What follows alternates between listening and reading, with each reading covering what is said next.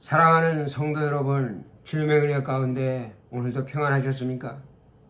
이 시간에도 바이블 스터디 유튜브 동영상을 통하여 사랑하는 여러분들과 다시 만나서 하나님의 생명의 말씀을 가지고 상호간에 하나님의 은혜를 쉐어링할 수 있는 아름다운 시간을 허락하신 하나님께 감사를 드립니다. 이 시간에도 하나님께서 예비하신 풍성한 은혜가 하나님의 말씀을 사모하며 갈망하는 여러분 각자의 심령 가운데 충만하게 임하시기를 기대하면서 오늘의 바이블 스터디를 시작하도록 하겠습니다.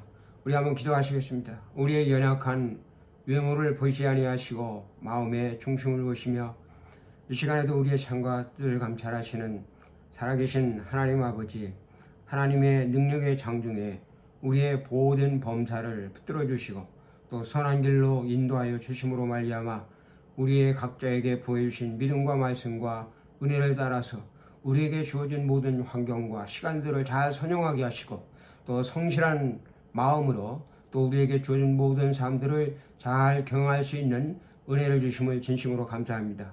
이 시간도 하나님의 은혜를 기억하며 또 하나님의 말씀을 배우고자 유튜브 동영상에 저희들 모였습니다. 진리의 성령께서 이 시간에 하나님의 영으로 충만하게 하시고 은혜를 채워주시고 우리의 영혼이 하나님의 말씀을 들을 때에 기뻐 뛰며 찬양하고 감사하게 하시고 우리의 믿음과 하나님의 말씀이 연합하여 성령의 풍성한 열매들이 우리의 심령과 삶 가운데 맺혀질 수 있도록 축복하여 주옵소서. 예수님의 거룩하신 이름으로 간절히 기도합나이다. 아멘. 우리는 지금까지 Exploration About the Bible이라고 하는 제목을 가지고 바이블 스터디를 계속하고 있습니다. 최근 우리는 성령에 관해서 우리가 믿는 것이라고 하는 주제를 가지고 지난 주간에는 The Fruit of the Holy Spirit, 성령의 열매라고 하는 그러한 제목을 가지고 하나님의 말씀을 공부를 하였습니다. 성령께서는 예수님을 믿고 성령으로 거듭난 그리스도인들이 교회를 돕고 섬길 수 있도록 우리들 각자의 재능과 능력에 알맞는 적절한 성령의 은사들을 성령의 뜻과 의지에 따라 적절하게 골고루 나누어 주십니다. 뿐만 아니라 성령께서는 성령의 은사들과 함께 성도들의 삶 가운데 성령의 열매가 맺혀지게 하십니다. 성령의 은사들은 그래서 성령의 열매로 연결되어야 하는 것입니다. 만일 어떤 그리스도인이 성령의 은사를 가지고 있음에도 불구하고 성령의 열매를 맺지 못한다면 오늘 이 사람은 정상적인 그리스도인의 삶이 아닌 것입니다. 그래서 사도 바울은 성령을 가진 모든 성도들이 성령의 은사 열매를 반드시 맺어야 될 것을 말씀하시면서 오늘 9가지 아름다운 성령의 열매들을 소개하고 있습니다. 오직 성령의 열매는 사랑과 희락과 화평과 오래 참음과 자비와 양성과 충성과 온유와 절제니 이 같은 것을 금지할 법이 없느니라고 갈라디아 5장 22절부터 23절에서 우리에게 말씀을 하였습니다. 여기서 의미하는 성령의 의미는 예수님을 믿고 거듭남을 경험한 후에 변화된 인품과 사람됨을 의미하는 것입니다. 열매는 어느 날 갑자기 얻을 수 있는 것이 아닙니다. 탐스럽게 주렁주렁 매달린 열매가 맺혀지고 자라서 수확에까지는 농부의 끊임없는 정성과 관심과 사랑이 필요합니다. 오랜 시간과 충분한 영양분의 공급이 있어야만 하는 것입니다. 성령의 열매도 이와 마찬가지입니다. 예수를 믿고 성령을 따라 순종하는 삶을 살아가는 과정 가운데 점진적으로 맺혀지고 나타나는 것입니다. 하나님의 말씀을 우리가 깊이 묵상하고 그 묵상하는 말씀을 붙들고 기도하고 자신을 철저히 복종시키는 경건의 훈련의 과정을 통해서 성령의 열매들이 하나하나 우리의 삶 속에서 맺혀지는 것입니다. 이 성령의 열매 가운데 사랑의 열매가 있습니다. 이 사랑의 열매는요, 이 성령의 열매들 가운데 가장 중요하고 으뜸이 되는 덕목입니다. 왜냐하면 사랑은 우리가 가지고 있는 모든 은사와 성령의 열매들을 하나로 온전히 묶어주는 이게 띠가 되기 때문에 그렇다는 것입니다. 그래서 사도 바울은요, 이 모든 은사들과 성령의 열매들 위에 사랑을 더하라 이렇게 권면합니다. 사랑이 없다면 사람의 병언과 천사의 말을 한다 할지라도 예언하는 능력이 있어 모든 비밀과 모든 지식을 알고 산을 옮길 만한 믿음이 있다 할지라도 이 모든 것이 헛된 것이며 아무런 유익이 되지 않는다고 고린도전서 13장 1절부터 3절에서 사도 바울이 말씀하고 있습니다. 여러분, 사랑은 성령을 통하여 변화된 사람의 가장 두드러진 사람됨의 인격과 성품을 말하는 것입니다. 성령을 쫓아 살면 우리는 사랑의 사람으로 변화됩니다. 주님은 너희 원수를 사랑하며 너희를 핍박하는 자를 위해서 기도하라고 말씀하셨습니다. 오른뺨을 치거든 왼뺨도 돌려대며 속옷을 가지고자 하는 자에게 너희의 겉옷까지도 나눠주며 오리를 가고자 하는 자에게 너희가 심리까지도 동행하라고 주님께서 말씀하셨습니다. 우리는 어떻게 이러한 삶을 살 수 있냐고 반문을 합니다. 한마디로 불가능하다는 것입니다. 그러나 성령으로 변화되어 성령의 뜻을 따라 사는 사람들은 이것들보다 더한 사랑의 사람이 될 수 있다고 성경은 우리에게 말씀하고 있습니다. 주님처럼 자기를 찌른 자들을 용서하며 그들을 위해서 죽기까지도 할 수 있다 하는 것입니다. 우리의 능력이 아니라 성령께서 하나님의 사랑을 우리의 마음에 부어주기 때문에 가능하다고 로마서 5장 5절에서 말씀하고 있습니다. 힘으로도 되지 아니하고 능력으로도 되지 아니하고 오직 나의 영으로 되니라. 스가랴 선지자의 말씀처럼 성령의 능력을 따라 사는 사람들은 사랑의 사람이 될 수 있다는 것입니다. 세베대 아들 요한은요, 아주 성격이 급하고 거칠고 투박하고 이게 저돌적이고 공격적인 사람이었습니다. 그의 별명을 보아너게로 할 정도, 우레의 아들이라 할 정도로 이 요한은 사마리아인들이 예수님의 말씀에 응답하지 않자 하늘에서 불을 내려 태워버려야 한다고 할 정도로 성격이 아주 급한 사람이었습니다. 그러한 그가 오순절 마가의 다락방에서 성령 충만함을 경험하고 성령의 사람으로 변화된 후에는 예수님의 깊은 사랑에 감동이 되어 항상 예수님의 사랑의 메시지를 증거했으며 그는 마지막 그 순간까지 형제들이여 하나님이 우리를 위해서 독생자를 주시기까지 이렇게 사랑했으니 우리도 서로 사랑합시다. 우리가 서로 사랑을 해야 마땅합니다라고 강청하는 바로 사랑의 사도가 되었습니다. 성령에 감동된 사람 스데반은 돌에 맞아 죽어가면서도 자신을 돌로 쳤던 자들을 위해서 무릎을 꿇고 아버지여 이 죄를 그들에게 돌리지 마옵소서 하고 그들을 용서하는 기도를 드리며 영광스러운 모둠으로 그는 순교를 하였습니다. 우리가 잘 아는 손양원 목사님은요, 자신의 두 아들을 살해한 사람을 자신의 양아들로 삼아 내 원수를 사랑하라 하신 주님의 말씀을 몸소 실천하는 사랑의 사람이 되었습니다. 그래서 기독교 역사는 오늘 손양원 목사님을 가리켜서 사랑의 원자탄이다 이렇게 부르는 것입니다. 예수를 믿는 자들과 교회를 핍박하고 잔해하던 사도 바울도 성령의 능력으로 변화된 사랑의 사람이 되었을 때는 너희를 박해하는 자를 축복하고 저주하지 말라. 아무에게도 악을 악으로 갚지 말고 모든 사람 앞에서 선을 도모하라. 네 원수가 줄이거든 먹이고 목마르거든 마시게 하라. 악에게 지지 말고 선으로 악을 이기라고 오늘 로마서 12장 14절부터 21절을 거쳐 말씀하였습니다. 오늘 사랑의 송가라 불리는 고린도 13장의 말씀을 통해서 하나님의 사랑이 얼마나 위대한가, 사랑은 영원하다 하는 것을 말씀하면서 모든 것 가운데 사랑이 제일이다, 모든 은사 가운데 사랑의 은사를 사모하라고 역설하였습니다. 사랑은 성령을 따라 사는 사람들에게 주시는 가장 중요한 열매가 되는 것입니다. 두 번째로 희락의 열매가 있습니다. joy라고 희락의 열매가, 이것은 하나님께서 성령을 쫓아 사는 사람들에게 주시는 바로 pleasure, 기쁨과 rejoice, 바로 희열을 말하는 것으로 구원받은 사람들이 누리는 덕목이 되는 것입니다. 사도 바울은요, 항상 기뻐하라고 데살로니가서 5장 16절에서 말씀을 하였습니다. 이것은 추상적인 말씀이 결코 아닙니다. 실제적으로 우리가 일상적인 삶 속에서 항상 기뻐하는 삶을 살 수 있다 하는 것을 말씀하고 있는 것입니다. 사람이 어떻게 항상 기뻐할 수만 있는 것입니까?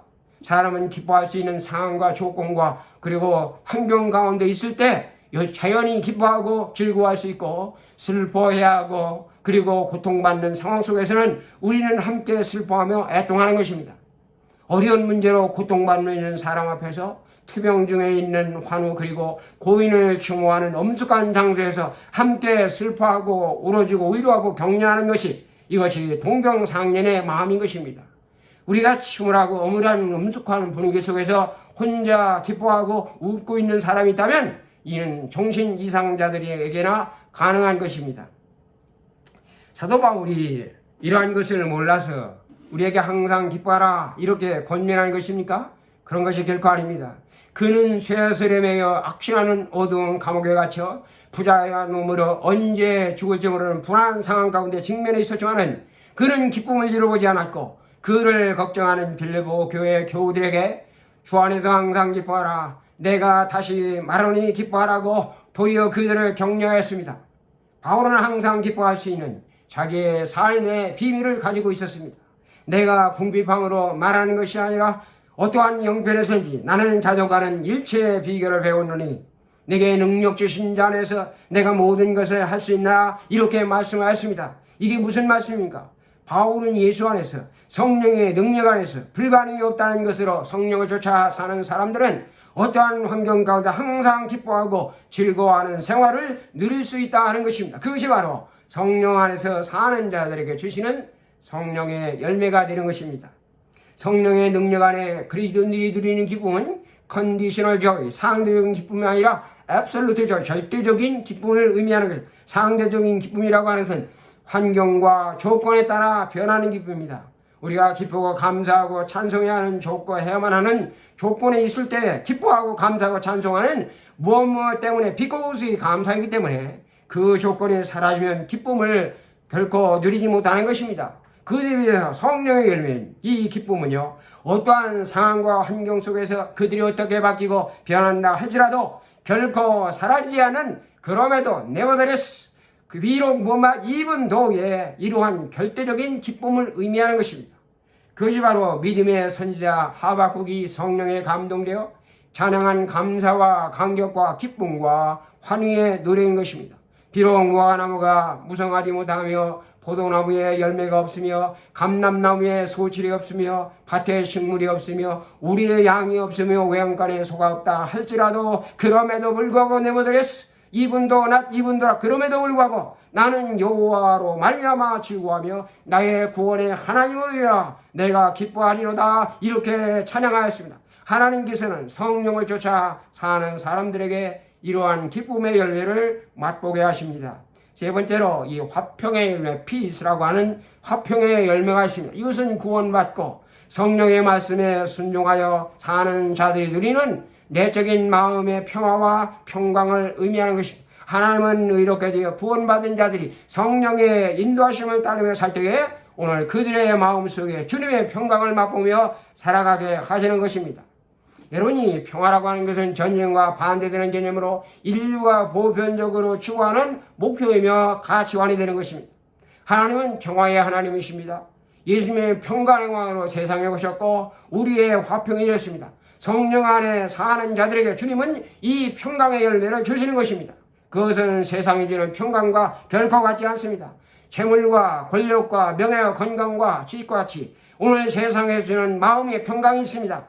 사람들은 이러한 것들을 가지고 마음의 체험으로 말며 평화를 누릴 수 있다고 그들은 믿지만은 실상은 그러한 것들이 마음의 평화를 가져다 주지 못하는 것입니다.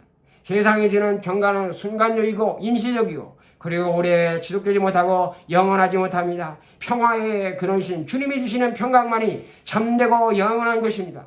세상 사람들은 그러한 것들로 평안하다 이렇게 말하지만은 위장된 평화에 속해 있는 것입니다.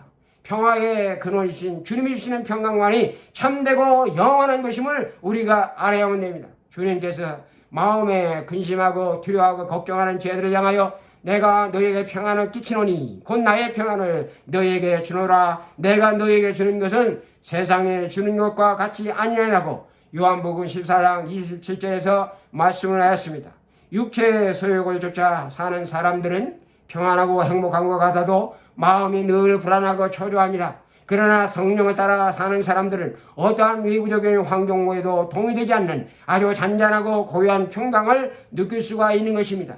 이 평안함은 성령을 통해서만 누릴 수 있는 그리스도인의 성품이며 덕목으로 칠 같은 어둠과 풍랑이 있는 유라굴로와 광풍 속에도 불안해하거나 두려워하지 않은 것입니다. 사람들은 성령 안에서 주님의 평안을 맛보며 사는 그리스도를 가리켜서 세상의 소금이며 세상의 빛이라고 말씀하죠. 세상 사람들의 불화와 분쟁을 화해시키는 피스메이커, 바로 화목해 하는 자라고 이렇게 부르는 것입니다. 그리스도인들은 세상의 평화를 가져주는 축복된 신분의 사람들입니다. 주님은 화평케 하는 자가 복이 있나니 그들이 하나님의 아들이라 일컬음을 받을 것이라고 마태복음 5장 9절에서 말씀을 하였습니다. 네 번째로 오래 참으며 forbearance, 이거 오래 참음의 열매가 있습니다. 중생하여 변화된 자들이 성령의 말씀에 순종하여 사는 삶 가운데 나타나는 인내로서 사람과 사람들의 관계 속에 맺어지는 이의 성품이며 동목이 되는 것입니다. 사랑 안에 사는 사람들이요, 사람을 대하는 태도부터 이게 변화를 갖게 됩니다. 이제는 육적의 복육 이전에 육적의 본성에 따라 살 때에는 나를 미워하고 욕하고 중상모략과 해를 입히는 사람들과 똑같이 우리도 미워하고 대적하고 보복하는 행동을 하였지만 예수님을 믿고 변화되어 성령을 쫓아 사는 지금은 그들이 자기 자신의 잘못을 깨달을까지 우리가 참고 기다리며 그들을 이해하고 용서하고 사랑하는 마음을 갖게 됩니다. 오래 참음으로 이는 이로 눈은 눈으로 보복하지 아니하고 선으로 악을 이기는 사람이 되게 하는 것입니다. 그것이 바로 성령께서 우리 믿는 자들에게 주시는 인내의 열매가 되는 것입니다. 사랑은 다른 사람에 대해서 오래 참으며 인내하는 것이라고 말씀합니다. 하나님은 사랑이시기 때문에 우리가 범죄하면서 하나님의 마음을 슬프게 하고 우리가 돌아오지 않고 회개할 때까지 오래 참고 기다리겠습니다. 70번에 7번까지도 오늘 하나님은 참고 용서를 하십니다. 지금도 불신자들 모두가 회개하여 구원을 받을 때까지 하나님은 오래 참고 기다리고 계시는 것입니다. 예수님께서 자기를 미워하고 대적하며 심지어 자기를 십자가에 못 박은 자들까지도 참으시고 용서하시고 사랑하시며 오래 참음의 본을 우리 가운데 보여주셨습니다. 사랑은 다른 사람에 대해서 오래 참으며 인내하는 것으로 바로 신앙인들이 지녀야 되는 중요한 덕목이 되는 것입니다. 여러분, 신앙생활은요 42.19km를 달리는 장거리 마라톤 경주와 같은 것입니다. 이 신앙의 마라톤 경주에서 우리가 낙오하지 않고 끝까지 완주하기 위해서는 믿음의 선한 싸움을 싸우고 달려갈 길을 마치고 의로우신 재판장인 주님 앞에 서는 그날까지 믿음의 주요 온전케 하시는 주님만을 바라보며 오래 참고 인내하면서 끝까지 다름질해야만 하는 것입니다. 성령의 인도하심을 따라 순종하는 자들에게 이렇게 오래 참음과 그 오래 참음의 성품의 열매를 맺게 하십니다. 다섯 번째로 이 자비의 열매가 있습니다. 이 kindness라고 하는 것은 남을 깊이 사랑하고 가엾게 여기서 베푸시는 은혜다. 이것을 우리는 kindness 이렇게 말합니다. 성령의 열매로서의 자비는 하나님의 성품으로 성령의 소욕을 따라 사는 사람들의 삶 속에 나타내는 성품이 되는 것입니다. 하나님은 사랑과 긍휼과 자비의 하나님이십니다. 그리스도는 하나님의 긍휼과 인자와 자비를 풍성히 받고 맛본 사람들입니다. 하나님의 사랑과 자비의식으로 우리가 구원을 받았고 하나님의 아들이 되었고 그리고 아버지라 하나님을 부르게 되었습니다. 죄로 멀리 떠나 하나님의 진노 아래 있던 우리에게 그에게로 돌아오게 된 것도 하나님의 인자하심이 우리를 인도하여 회개하게 하셨다고 로마서 5장 4절에서 말씀을 하고 있습니다. 하나님은 우리의 의로운 행위가 아니라 하나님의 긍휼하심을 따라 중생의 신심과 성령의 새롭게 하심으로 성령을 풍성히 우리 가운데 부어주어 그의 은혜로 의롭게 되고 영생의 소망을 따라 하나님의 상속자가 되게 하셨던 것입니다. 사도 바울은 이 놀라운 자비를 맛본 성도들에게 너희는 하나님이 택하고 거룩하고 사랑받는 자처럼 긍휼과 자비와 겸손과 온유와 오래 참음으로 옷 입으라고 골로새 3장 12절에서 권면을 하고 있습니다. 우리는 성령조차 넘치는 하나님의 인자심과 자비를 맛본 자들로 우리의 자비를 필요하는 자들에게 독인하게 우리는 나눠줘야 되는 것입니다. 긍휼을 입은 자가 긍휼을 베풀 수가 있습니다. 사랑을 받은 자가 사랑을 베풀 수가 있습니다. 용서를 받은 자가 용서할 수 있고 용서를 해야만 하는 것입니다. 주님은 일반 달란트 빚진 자의 빚을 탕감이면서 오늘 그에게 똑같은 자비를 동료에게 베풀어 줄 것을 명령하였습니다. 내가 너를 불쌍히 여긴 같이 너도 네 동료를 불쌍히 여기는 것이 마땅하지 않느냐 이렇게 말씀해서 성령을 쫓아 사는 우리들이 하나님의 주시는 자유와 용서와 긍휼을 맛보며 살아가는 우리가 그것을 필요로 하는 자들에게 베풀지 않는다면 이것은 배은망덕한 행위가 되는 것입니다. 그러면 여섯 번째로 양선의 열매가 있습니다. 이 굿네스라고 하는 양선의 열매는요, 마음이 부드럽고 착하며 유독한 행위를 의미하는 것으로 이러한 성품을 가진 사람을 우리는 윤리적으로 착하고 그리고 선한 사람이다 이렇게 말합니다. 그러나 이것은요 믿지 않는 자들에게 발견되는 선함입니다. 그러나 성령의 열매로서의 양선은 단순히 부끄럽게 대하고 착하게 사는데 머물지 않고 적극적으로 선을 행하여 다른 사람에게 유익을 끼치는 인품과 사람됨을 의미하는 것입니다. 하나님은 선하신 분이십니다. 양선한 하나님께서 우리에게 보여주신 선하심입니다. 부전자전이며 모전여전이라고 하는 말처럼 자식은 반드시 부모를 닮게 되어 있습니다. 하나님은 우리에게 자신의 선하심을 아들을 십자가에 못 박으신 사랑을 통하여 확증해 주셨고, 우리는 십자가의 사랑을 통해서 하나님의 선하심을 맛보았습니다. 이러한 선하심이 성령의 가르침을 따라 사는 사람들에게 맺혀지는 양선의 열매가 되는 것입니다. 다윗은 시편 23편 6절에서 이렇게 말합니다. 내 평생의 선하심과 인자하심이 반드시 나를 따르니라, 이렇게 고백하면서 오늘 그의 생애 가운데 베풀어진 하나님의 선하심과 인자하심을 높이 찬양하였습니다. 그는 자기가 경험한 이 하나님에 대해서 하나님의 선하심을 맛보았지라고 시편 34편 8절에서 선포를 하였습니다. 그 선하심이 성령을 쫓아 사는 자들에게 나타나는 성품이 되는 것입니다.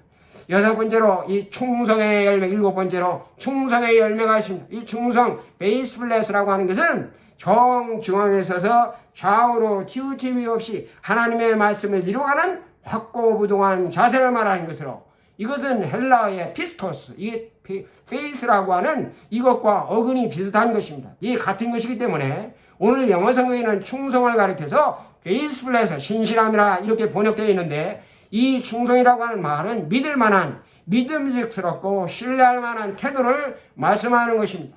충성은 성령의 뜻을 따라 순종하는 자들에게 주시는 열매로서 그리스도의 삶 가운데서 매우 중요한 자질이며 평가가 되는 기준이 된다 하는 것입니다. 아무리 뛰어난 재능과 그리고 능력과 은사가 있다 할지라도 충성되지 못하고 성실하지 못하면 신뢰할 수 없고 어떠한 일을 그에게 맡길 수 없는 것입니다.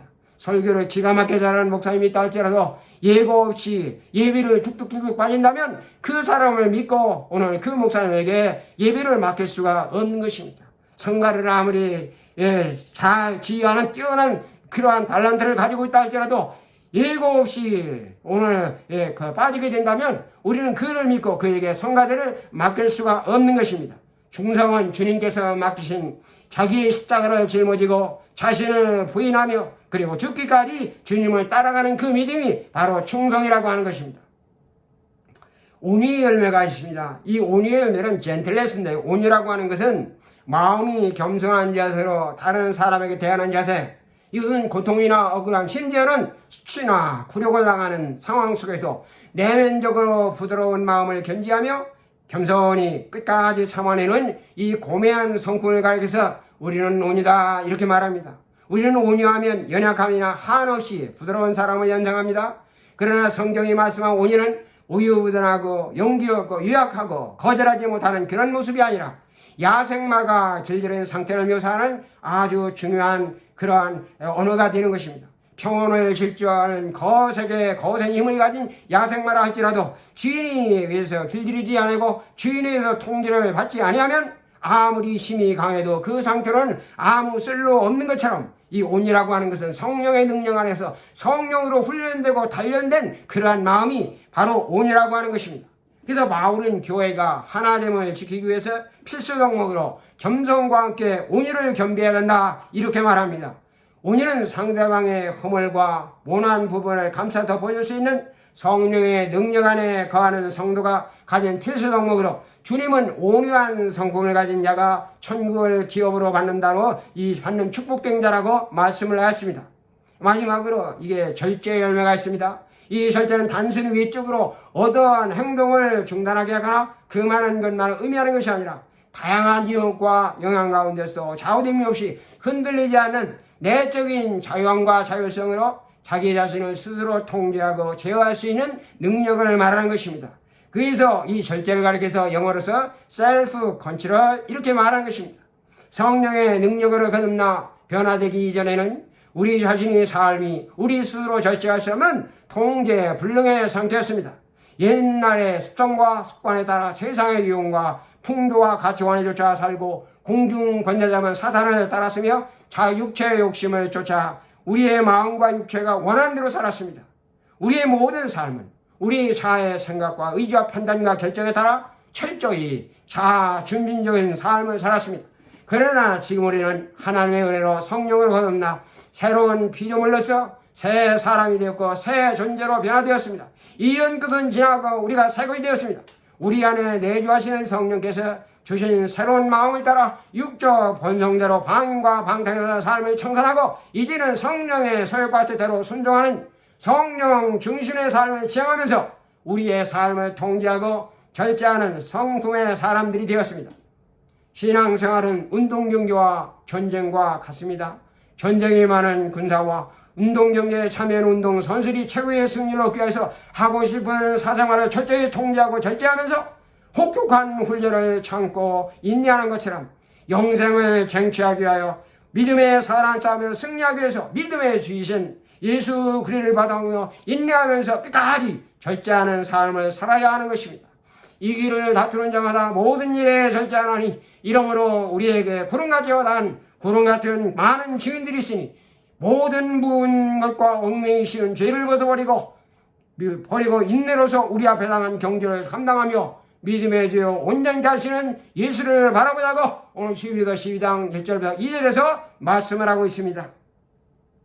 시냇가의 신기원 나무가 계절을 따라 싱그러운 열매를 맺은같이 이 아름답고 풍성한 9가지의 열매들이 성령 안에서 성령의 뜻을 쫓아 성령의 말씀에 순종하며 사는 여러분의 심령과 삶 속에 주렁주렁 맺혀지고 그 성령의 열매들을 날마다 맛보며 사는 축복된 성도들이 되시기를 간절히 축원합니다.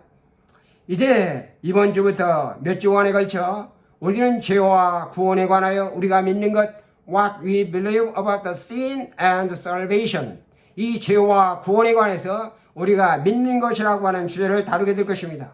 오늘은 그 첫 번째 시간으로 The creation and the fall and man, 창조와 인간의 타락에 관해서 우리가 공부를 하게 될 것입니다. 창조와 인간의 타락에 관하여 우리가 믿는 것은요, 우리 그리스도인들의 신앙생활에 아주 매우 중요한 것입니다. 하나님은 광활한 우주와 아름다운 자연세계를 창조하시고 그 가운데 하나님의 형상을 따라 인간을 창조하였습니다.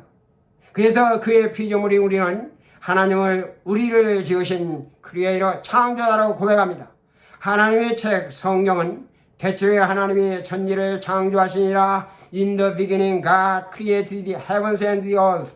하나님이 천지를 창조하시라는 장엄한 선언으로 시작을 합니다. 이 문장은요, 히브리어 베레시드 바라 엘로임 에트 하샤마임 베트 하아레치라고 하는 이 문장인데요, 여기에 사용된 첫 단어 인더빈 태초에라고 하는 말은요, 베레시트라고 하는 말로서 세계의 출발과 기원을 의미하는 창세기를 가리켜서 베레시트 이렇게 말하는 것입니다. 창조자 하나님으로서 엘로힘이라고 하는 것은 성부와 성자와 성령 삼위일체 하나님으로 전 세계를 통제하시고 주관하시는 전지전능하신 우주적인 하나님, 코스모로지컬 앤드 유니버셜 갓 올마치, 모든 민족의 하나님, God of all people and all nations를 말하는 것입니다.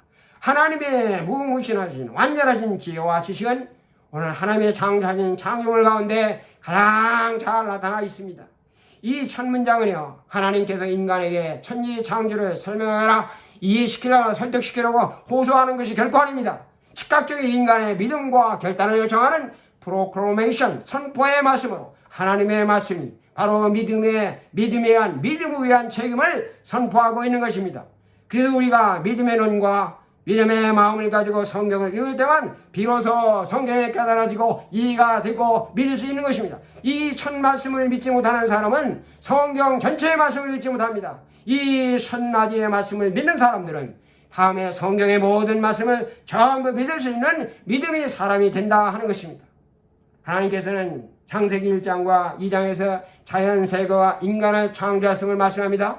그리고 창세기 3장에서 인간의 타락의 사건을 말씀하면서 인간은 하나님 앞에서 어떠한 존재가 되어야 하느냐, 하나님과 인간과의 관계를 설명합니다. 하나님은 이웃과의 관계 속에서 어떠한 존재가 되어야 하느냐, 인간과 인간과의 관계에 대해서 말씀을 합니다. 인간은 자연세계를 어떻게 관리하고 보존해야 되느냐, 이것은 인간과 자연세계의 관계를 말합니다. 인간은 무엇이냐? 인간의 실존적인 문제에 대해서 말씀. 우리가 어디로 왔으며 우리의 사는 목적이며 우리가 어디로 가는가? 실존적인 문제에 대해서 말씀을 하십니다. 하나님께서 인간의 창조하신 궁극적인 목적이 무엇인가? 그리고 인간이 타락으로 인한 죄의 결과가 인간의 삶에 미치는 심각성을 보게 함으로 말미암아 우리로 하여금 구원의 필요성을 절실하게 깨닫게 하는 풍부한 가르침들을 던져주고 있기 때문에 그리스도인들의 믿음에 아주 중요한 것이 되는 것입니다. 이제 우리 함께 창세기 1장 27절부터 28절의 말씀과 로마서 5장 12절의 말씀을 찾아서 읽어보도록 하겠습니다. 제가 여러분들 위해서 이 말씀을 봉독해 드리겠습니다.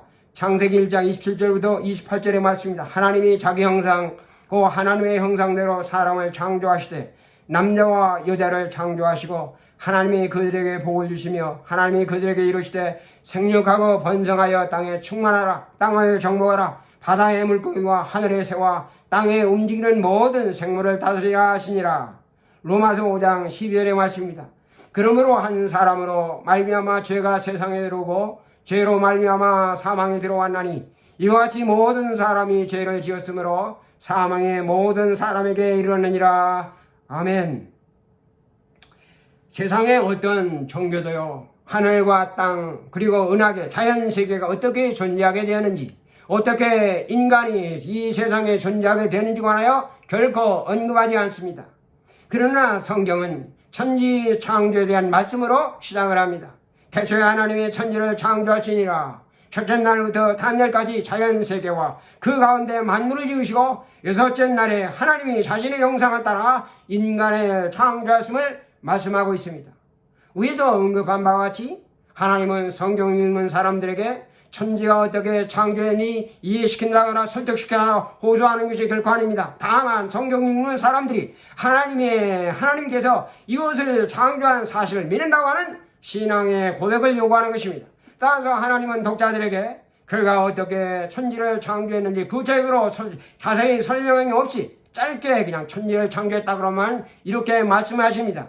이 말씀 속에서 우리는 헤아릴 수 없는 무궁무진하신 완전한 지혜와 지식으로 불가능이 전혀 없으신 하나님의 전지전능하심과 초자연적인 능력을 깨달을 수가 있는 것입니다. 하나님의 창조하심에는 몇 가지의 특징이 있습니다. 오늘 그 첫 번째는 우리가 믿는 하나님의 창조는요, 말씀에 의한 창조라고 하는 거 기억하시고, 하나님의 말씀에 의한 창조다. Creation by the word. 이것은 말씀에 의한 창조라 하는 것입니다. 하나님은 오직 말씀으로만 명령하셔서 이 세상을 창조했습니다. 빛이 있으라 하심에 빛이 있었고, 궁창이 있으라 하심에 궁창이 있었고, 무시 드러나 하심에 무시 그대로 드러났습니다. 하나님의 말씀에는 살아있고 운동력이 있다. 히브리서 4장 12절에서 말씀하고 있어요. 여기서 살아있고 운동력이 있다 말할 때 이것은요, 헬라어의 디나미스, 다이너마이트라고 하는 이 용어인데, 하나님의 말씀이 이것은 다이너마이트가 갖고 있는 무인적인 폭발력, 이 잠재력을 하나님의 말씀이 갖고 있다는 것입니다. 하나님의 말씀에는 이 창조의 능력을 가지고 있는 것입니다. 사도 요한은 태초에 말씀이 계시니라.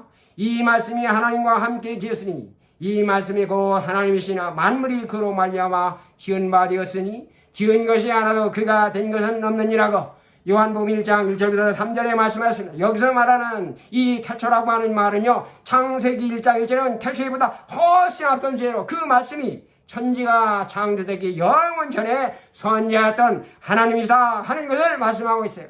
그래서 사도 바울은요, 모든 육체는 불과 같고 그 모든 영광의 불의 꽃과 같으니 불은 마르고 꽃은 떨어지되 하나님의 말씀은 오직 영영 세대도록 있도다. 이렇게 말씀해요. 이것은 인생은 유한하지만 하나님의 말씀은 무한하고 영원하다 하는 것을 말씀을 했습니다. 오늘 히브리 기자는 말씀, 믿음으로 모든 세계가 하나님의 말씀으로 지은 줄 우리가 안다. 이렇게 고백했습니다. 이것은 바로 그냥 창조 신앙에 대한 믿음의 고백을 말하는 것으로, 믿음이 근본이기 때문에 믿음을 따라서는 천지의 생성에 관해서는 우리가 설명할 수도 믿을 수 이해할 수도 없다고 하는 것입니다.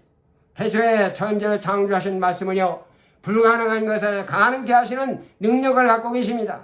있는 것도 없게 하시고 없는 것도 있게 하시는 것입니다. 인생하지 못하는 한나에게 하나님께서는 사무엘을 낳게 하셨고, 늙어 임신할 수 없었던 엘리사벳과 99세, 99세가 되어 폐경이 되어 임신하기가 불가능한 사라에게 이삭을 주시고 처녀 마리아에게 몸에서 성령으로 예수님을 낳게 하였습니다. 하나님의 말씀은 돌덩이를 가지고 능히 아브라함의 자손이 되게 하실 수 있는 것입니다. 만물을 창조하신 살아계신 말씀은 만물을 새롭게 변화시키는 능력을 갖고 계십니다. 너희가 거듭난 것이 썩어질 씨로 된 것이 아니요 썩지 아니할 씨로 된 것이 살아있고 항상 있는 말씀으로 되었느니라. 베드로서 1장 23절에 사도 베드로가 다시 한번 말씀합니다. 이 말씀은요, 인간의 심령을 거듭나게 하고 잃어버린 하나님의 형상을 회복하게 하여 새 사랑과 새 존재, 새 것과 그리고 새로운 피조물이 되게 하신 것입니다. 그래서 사도 바울은 말씀으로 변화된 새로운 존재를 가리켜서 그러므로 그리스도 안에 있으면 새로운 피조물이라 이전 것은 지나갔으니 보라 새 것이 되었도다. Therefore, if anyone is in Christ, the new creation has come. The old one has gone. The new is here라고 오늘 고린도후서 5장 17절에서 말씀을 하고 있습니다. 두 번째로 우리가 믿는 하나님의 창조는요, momentary and instant creation, 순간적이고 이게 즉각적인 창조를 말하는 것입니다. 질환을 옹호하는 사람들이 있습니다. 이게 에볼루션 티어리를 옹호하는 사람들은요, 세계가 하나님의 창조물임을 부정하고 창조자 하나님의 전지전능성과 성경의 권위에 도전하며 그리스도인들의 신앙을 불신앙과 부실로 치우치게 하는 자들이었습니다. 오늘 그들은 생명의 탄생에 관해서 과학에 기초한 이러한 이론들을 신봉함으로 이른바 어떤 생명체가 주어진 환경 가운데 적응하는 과정에서 오랜 시간과 오랜 세대를 거치면서 발전하고 변화하여 올챙이가 변하여 개구리가 되는 것처럼 원숭이가 되어 인간이 되었다고 점진적인 창조를 그들이 주장하였습니다. 그러나 그리스도는 세계가 하나님의 말씀에 따라 말씀과 동시에 순간적이고 즉각적으로 창조되었음을 믿습니다. 이것은 하나님이 전지전능하신 분이기 때문에 가능한 것입니다. 하나님은 자신의 선하시고 이롭고 거룩하신 본성에 우유되지 않는 한 모든 일을 다 하실 수 있는, 보이는 것과 보이지 않는 모든 것을 다 만드실 수 있는 분이십니다. 하나님께서는 불가능한 것이 전혀 없습니다. Nothing is impossible가 하나님은 전지전능하십니다. 하나님은 불가능한 것도 가능케 하시며 God can make impossible possible. 하나님은 전지전능하신 올마티가 전능하신 하나님이 되는 것입니다. 하나님이 말씀하실 때 시간과 공간과 물질이 동시에 함께 만들어졌습니다. 하나님의 말씀이 떨어지니 즉각적으로 혼돈이 질서로 바뀌었습니다. 어둠이 광명으로 공허함이 충만함으로 바뀌었습니다. 주님이 말씀하시니 물이 변하여 포도주가 되었습니다. 주님이 성난 파도를 명령할 때 즉시로 잔잔해졌습니다. 주님께서 죽은 나사로를 향하여 명령할 때 오늘 나사로가 즉각적으로 무덤에서 살아나왔습니다. 점진적 창조를 내낸다면 아직도 창조가 진행 중에 있기 때문에 오늘 불완전하고 미완성된 것으로 이것은 상대적인 창조에 불과하지만은 하나님의 창조는 순간적으로 동시에 이루어진 완전 무결하고 절대적인 창조인 것입니다. 그래서 하나님의 창조가 시작된 날부터 다섯째 날까지 만물이 만들어질 때마다 하나님은 그것을 보시고 it was good, 하나님은 선하다 이렇게 말씀하시고 특별히 여섯째 날에는 자신의 형상대로 지으심을 입은 사람이 만들어짐을 보시고 it was very good, 아주 좋았다고 이렇게 말씀했습니다.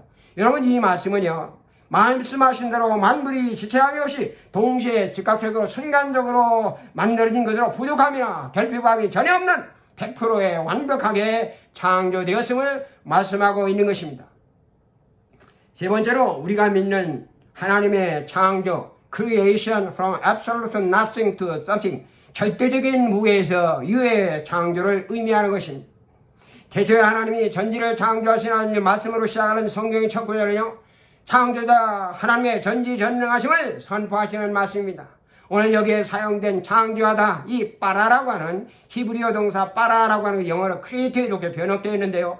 이것은 아무것도 없는 상태에서 어떤 다른 것을 만들어내는 것을 의미하는 것으로 이것은 오직 전능하신 창조주 하나님, Almighty God as Creator, 전지전능하신 창조주 하나님의 창조 행위에서만 사용하시는 유일무이한 단어가 되는 것입니다. 인간이 창조인으로 지금까지 만들어놓은 모든 문화적인 창조물들은 하나님께서 이미 만들어 놓으신 기존의 물질이나 재료를 사용하여 만든 창조물에 불과한 것입니다. 이것은 유에서 유를 만들어낸 창조다. creation from something to something. 유에서 유를 만들어내는 창조를 의미하는 것. 그러나 전지전능하신 창조자 하나님의 창조는 오직 말씀으로 전혀 아무것도 없는 상태인 무에서 유를 창조하는 순간적이고 즉각적이고 절대적인 창조다. The instant spontaneous and absolute creation from nothing to something. 아무것도 절대 없는 이 절대 무의 상태에서 유를 창조하는 순간적이고 즉각적인 창조라 하는 것입니다. 그래서 히브리 교회는 말합니다. 믿음으로 모든 세계가 하나님의 말씀으로 지은 줄 우리가 아나니 하면서 이러한 믿음이 없다면 오늘 하나님을 기쁘시게 할 수 없다고 말씀을 하였습니다. 그러나 찰스 다윈은요, 그가 쓴 종의 기원이라는 책을 통해서 하나님의 말씀에 한 즉각적인 성경적 창조론을 부정하고 점진적인 발전과 변화에 대한 과학적 진화를 주장 오랫동안 기독교의 창조신앙을 파괴했지만 지금은 잘못된 이론으로 판명이 되었습니다. 우리는 지금 창조와 인간의 타락에 관한 중요한 내용들을 공부하고 있습니다. 성경의 인간이 어떻게 창조되었는지, 그리고 어떻게 인간이 타락하였는지, 그리고 타락의 결과가 무엇인지를 우리에게 말씀을 하여 주고 있습니다. 그 첫 번째로 하나님께서는 다른 피조물과는 달리 매우 아주 특별하게 하나님 자신의 모습을 따라 자신의 형상을 따라 흙으로 사람을 빚으시고 코에 생기를 불어넣어 창조했다고 말씀하였습니다. 하나님이 인간이 하나님의 형상으로 지음을 받았다는 사실은 구약에서 3번 언급을 하고 있습니다. 창세기 1장 26절과 27절, 5장 1절과 그리고 9장 6절에서 언급이 되는데요.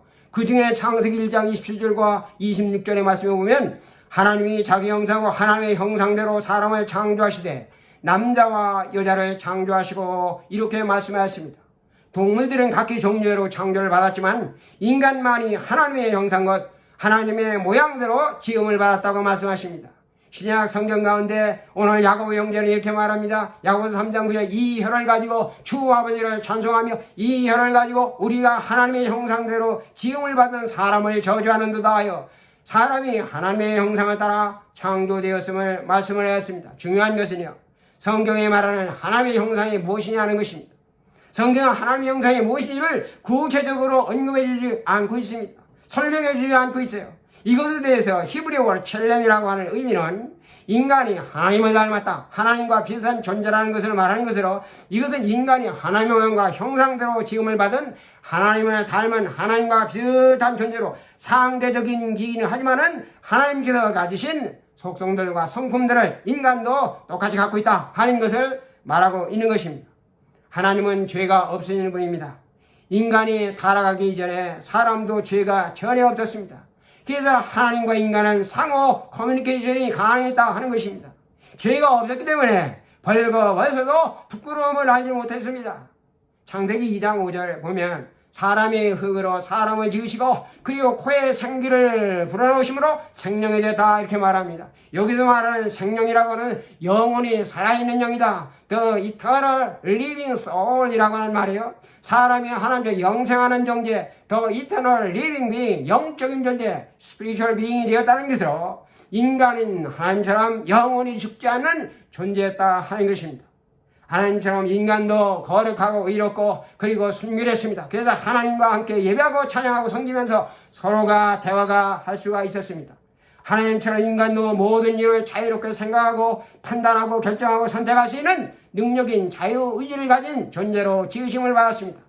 하나님은 하나님은 사람처럼 세상을 다스리는 자로 지음을 우리에게 지으러 기록해 주었습니다. 하나님께서 하나님처럼 인간도 모든 것을 완전한 아는, 완전한 지식과 완전한 성품을 가진 완전한 존재로 창조가 되었습니다.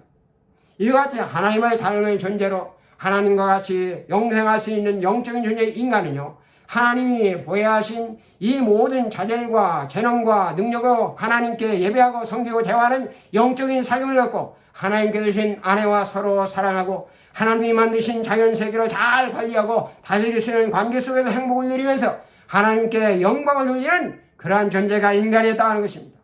둘째로 오늘 성경은요, 이러도록 완전하게 지음받는 인간이 어떻게 타락하게 되는지 오늘 우리에게 말씀하고 있습니다.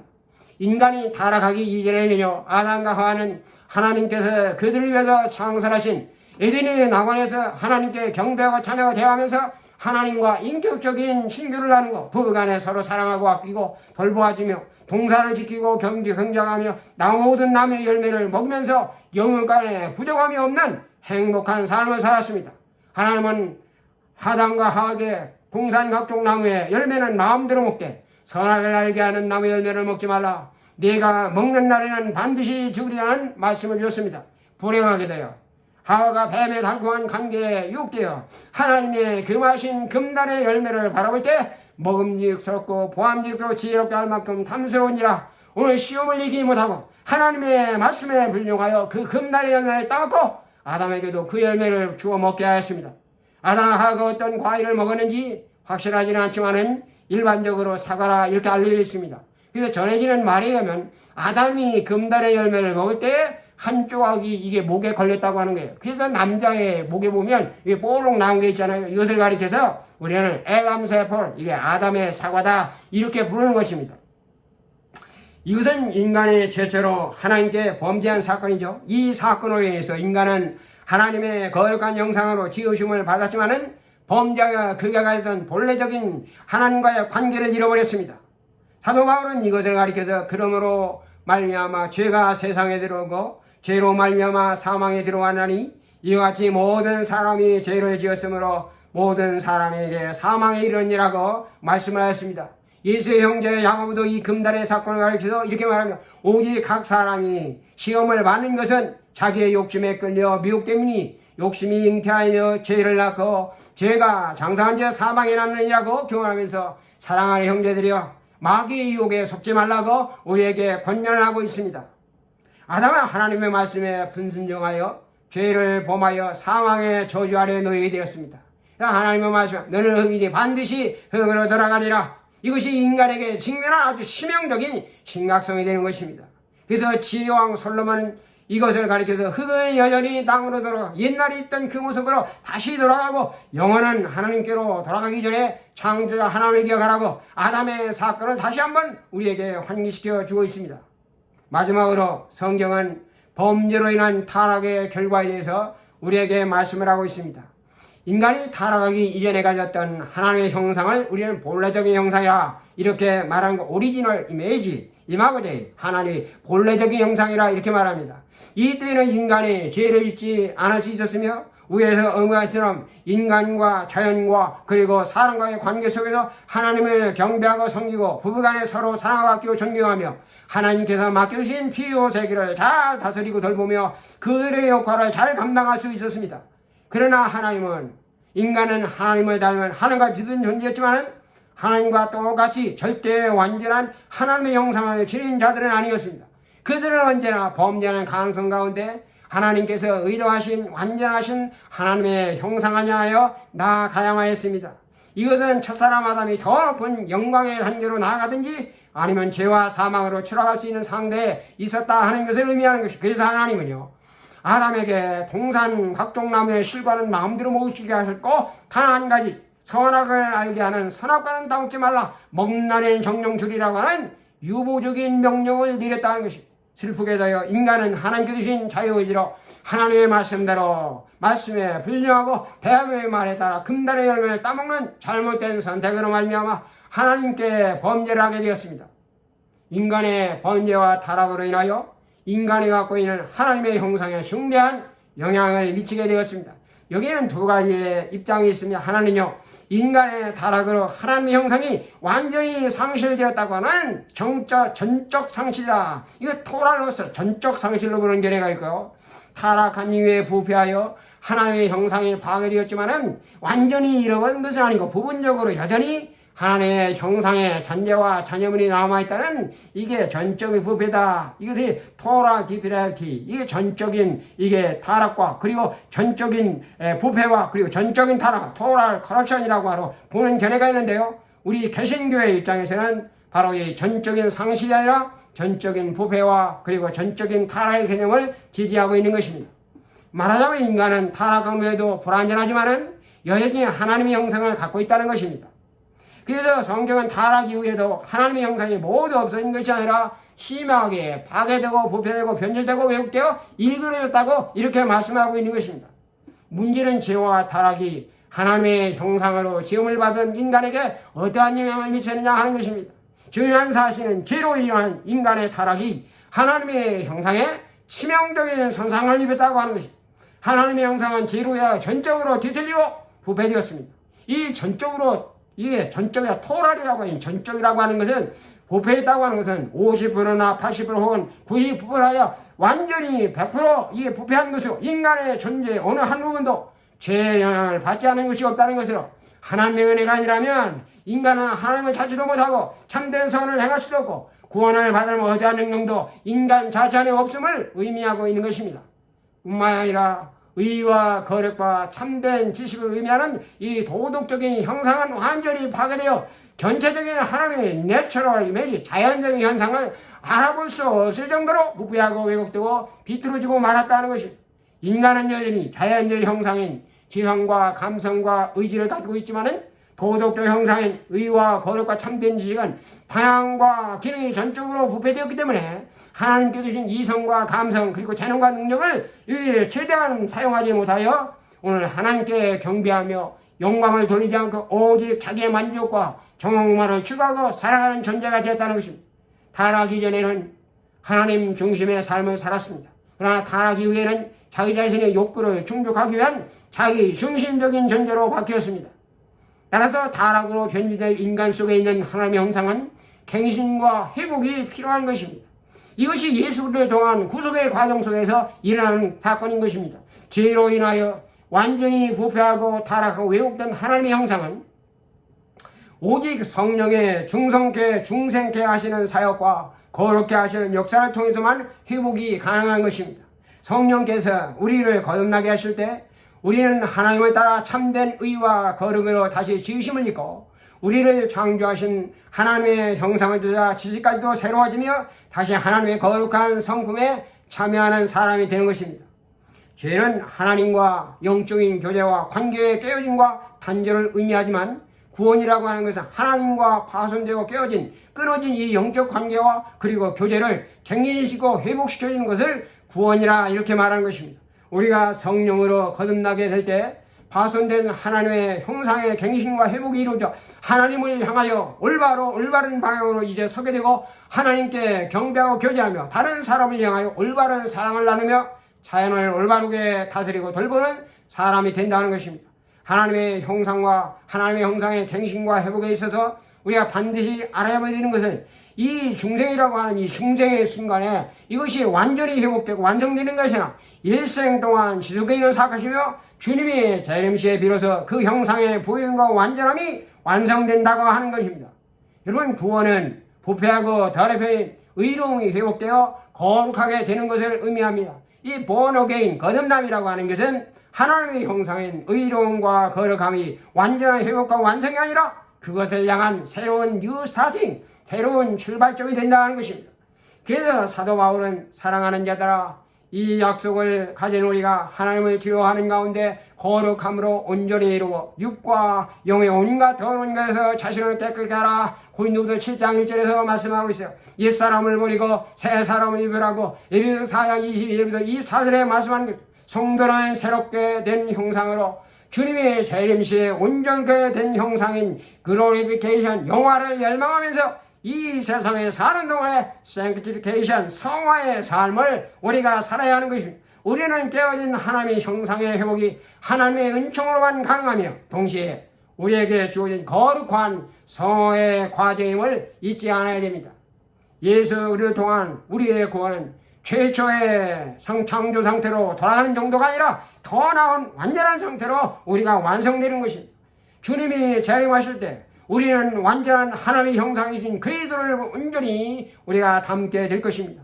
우리에게 다가올 새하늘과 새 땅에서 하늘에 속한 자의 형상을 입어 우리 안에 있는 하나님의 형상이 비로소 완전하게 우리가 회복이 되어질 것입니다. 오늘도 바이블 스터디에 참석하신 모든 분들에게 우리 주님의 은혜와 축복이 함께 하시기를 축복합니다. The grace and the blessing of the Lord be with everyone who takes part in this Bible study in Everlasting Gospel Church of the Nazarene. Thank you so much. See you next week.